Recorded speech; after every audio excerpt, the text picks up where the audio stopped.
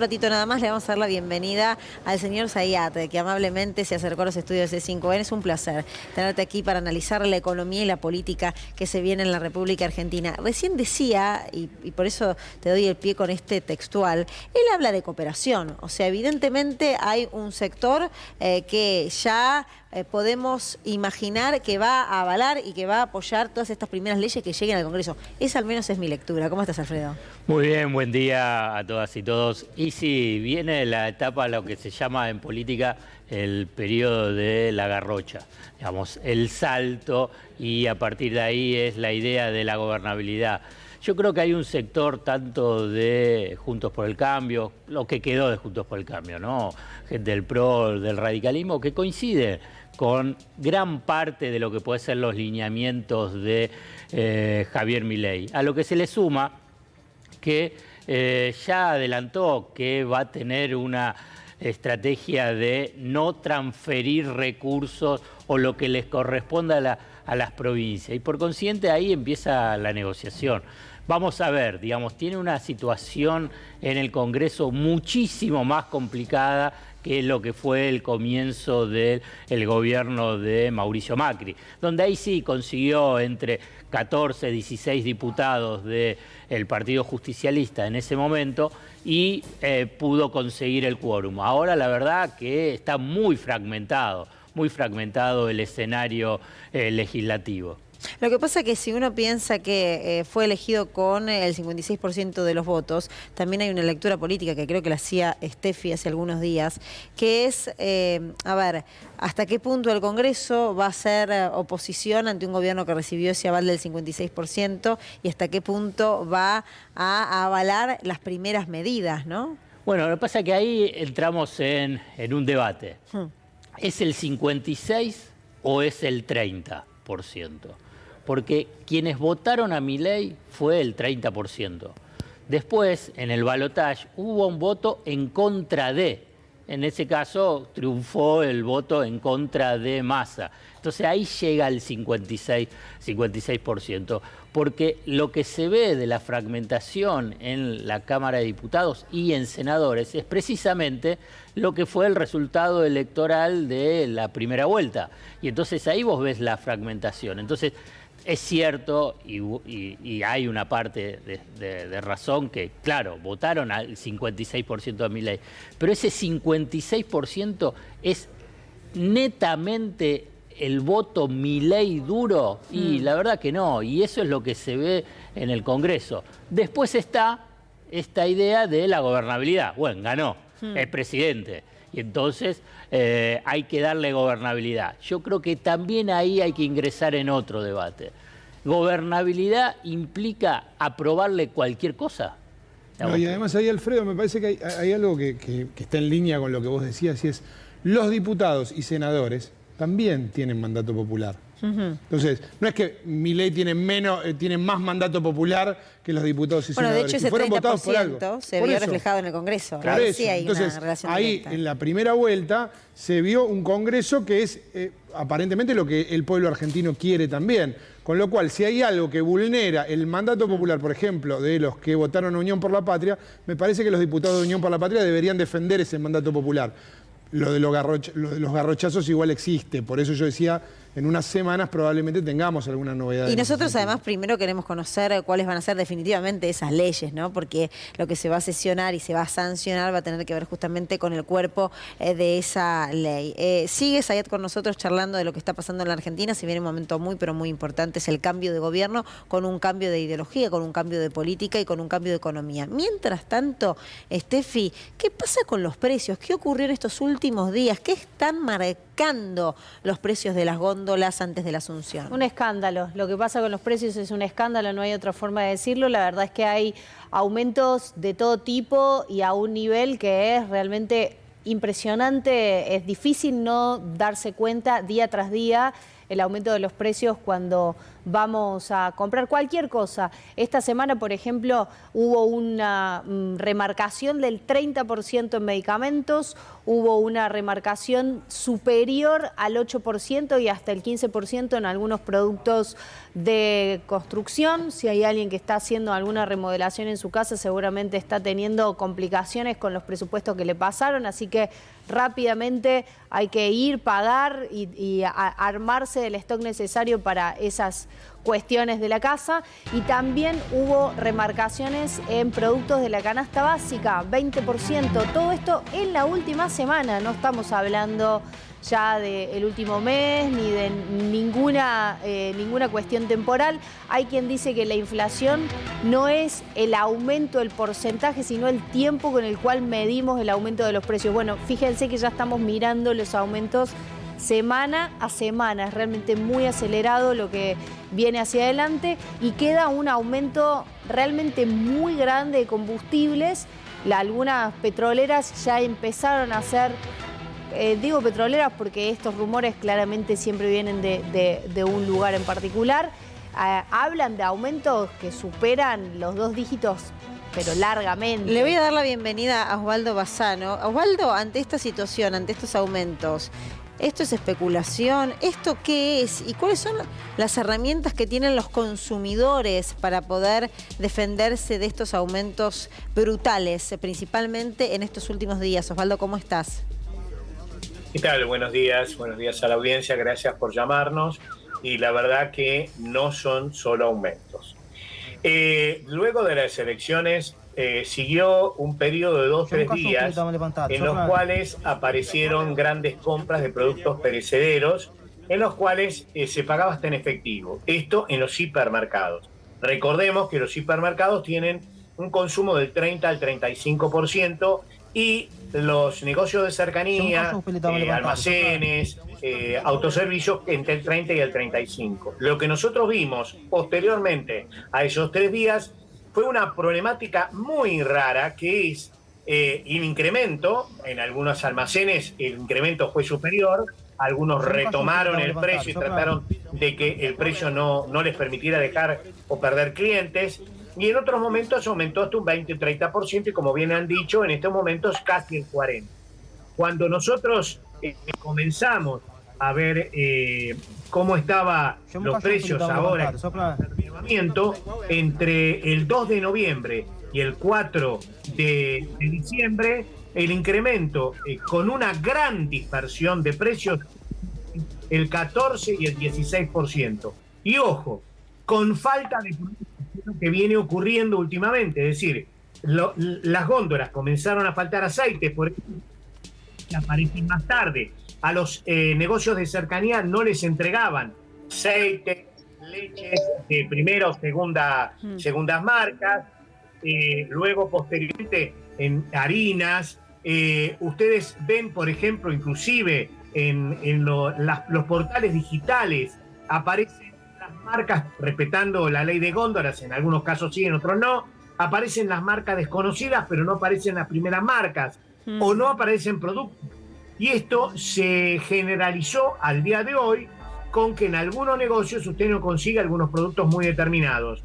Y nos preocupa porque significa que están reteniendo para en el futuro generar incrementos mayores a los que tenemos. Y esto después de algunas manifestaciones de los nuevos funcionarios que establecieron de que va a haber una libertad absoluta. Inclusive se largaron a decir que va a haber una libertad en los precios de las cuotas de la prepaga, que están regulados por ley. Entonces, esto llamó la atención, el desbarajuste que puede llegar a provocar. A ver, Osvaldo, con este antecedente de estos aumentos que recién estabas marcando, y además en bienes de primera necesidad, en medicamentos, que afecta directamente a un sector vulnerable, ¿qué esperan ustedes para las próximas semanas? Si esto es un anticipo de lo que especulan con una devaluación que aparentemente vendrá en la Argentina, o ¿qué lectura haces al respecto y cuál es el horizonte?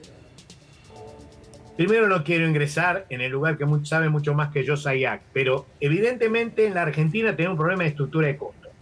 Acá no es el costo en la estructura de costo, el costo económico, sino es financiero. Es decir, cuánto quiero ganar y precio en dólares, que ese es el otro problema. Entonces esto ha significado que cuando uno libera el mercado, el consumidor no está en el mercado, el consumidor está fuera del mercado y debe ser protegido como ordena el artículo 42 de la Constitución, protección económica del consumidor. En esa instancia el mercado se desbarajusta, yo quiero ganar precios financieros en dólares, la leche en dólares, y no me interesa si esto genera un problema para el consumidor. ¿Esto qué puede traer en el futuro? Y primero que esto de desabastecimiento va a significar que la gente compre cada vez menos. Nosotros, según los relevamientos, nos dicen de distintas filiales que la gente compra 2 tomates, 2 papas, una fruta, es decir, evidentemente se está restringiendo el consumidor al máximo y esto va a significar cada vez menos compra, es decir, lo que están señalando donde está inflación.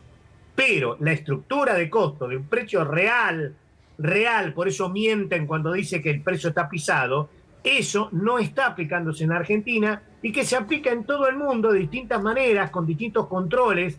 No son controles directos de precios, sino distintos controles que se aplican. En la Argentina, la liberalización total puede llegar a ser un aquelarre social. Lo somos, si te parece, Osvaldo, que lo mencionabas, Alfredo, como economista. ¿Cuál es tu mirada a partir de lo que evaluaba Osvaldo y principalmente de lo que se ve con los precios en las góndolas? Sí, voy a completar lo que dice Osvaldo, que hace una excelente descripción de cómo es el funcionamiento de la formación de precios. Quiero incorporar un factor político para poder entender qué es lo que está pasando. También algo lo mencionó Osvaldo, pero lo digo con nombre y apellido. Acá el responsable es Javier Milei.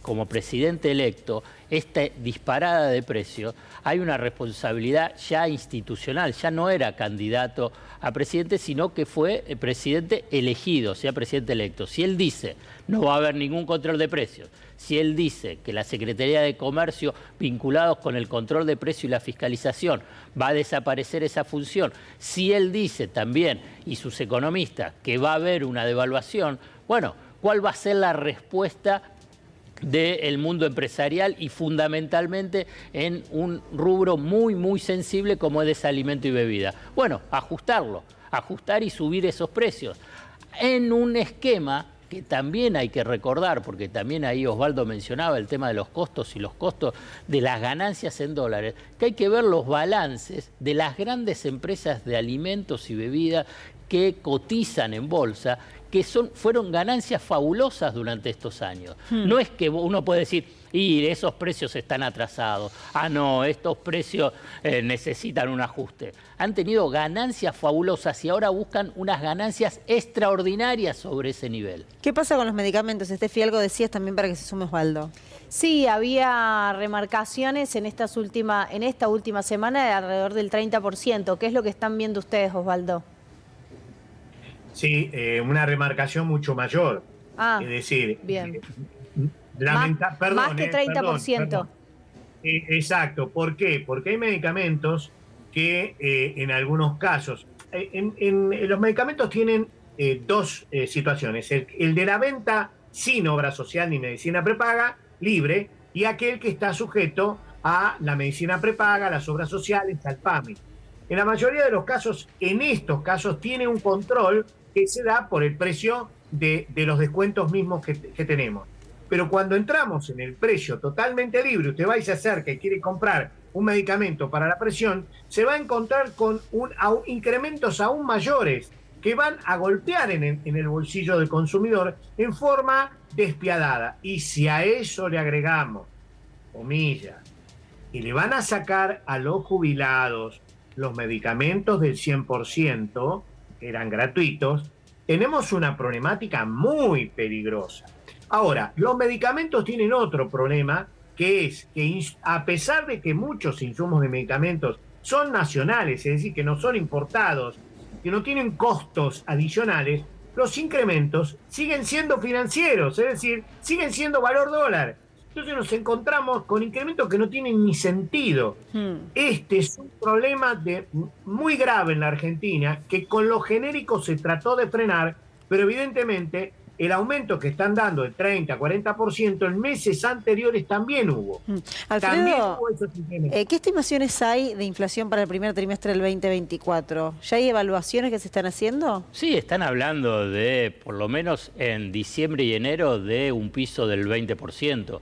Sí, a la vez van a hacer una fuerte devaluación y que además se está especulando que puede ser el de dos escalas. Primero subir el tipo de cambio oficial a 650 y después en febrero y marzo llevarlo a 1000. Bueno, claramente vas a tener por lo menos ese piso de inflación mensual del 20%. Pero además, porque hay que remarcar que el rubro alimentos y bebidas está en línea con el tipo de cambio oficial. No es como otros artículos, bienes y servicios que algunos están en el medio entre el oficial y el contado con liquidación, algunos con contado con liquidación. En cambio, alimentos y bebidas está en línea con el tipo de cambio oficial. Esto lo digo porque hay un informe que elaboró muy riguroso el economista Emanuel Álvarez Agis. Entonces, cuando haya este ajuste del tipo de cambio, que ya lo han adelantado, como mínimo, están diciendo 600, 650 pesos, esto lo dijo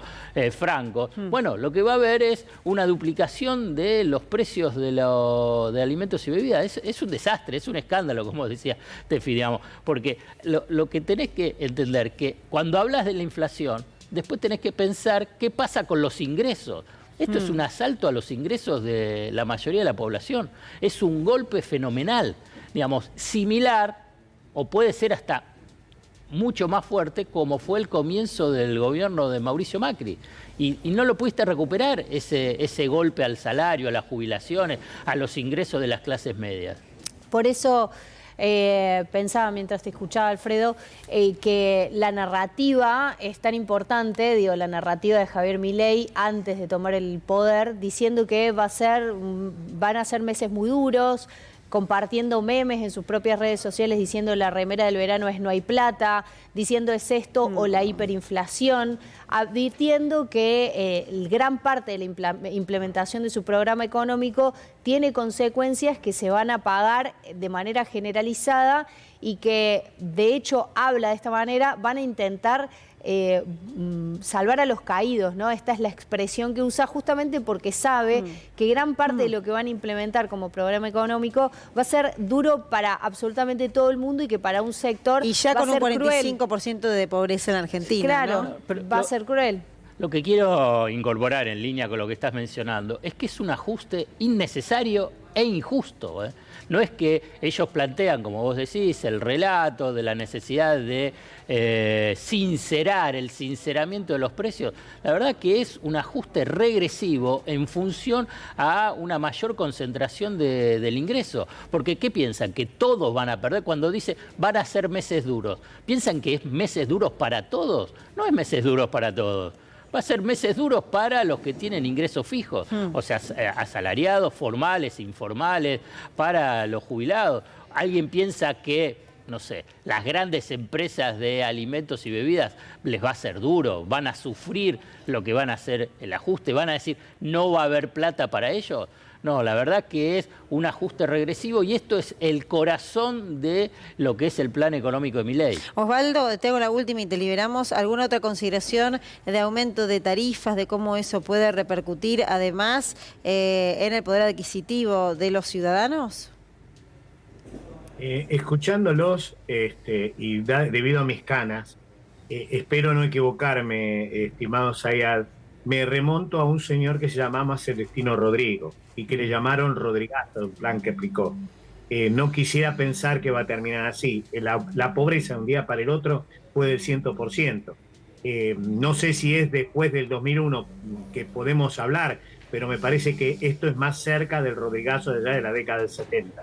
Osvaldo, me parece que esto esperemos que no sea así. Le mandamos un beso grande y gracias siempre por el contacto, por supuesto, con Turno Mañana, principalmente para informarle a los consumidores que todo esto lo empezaron a ver en las góndolas y que lo van a seguir viendo.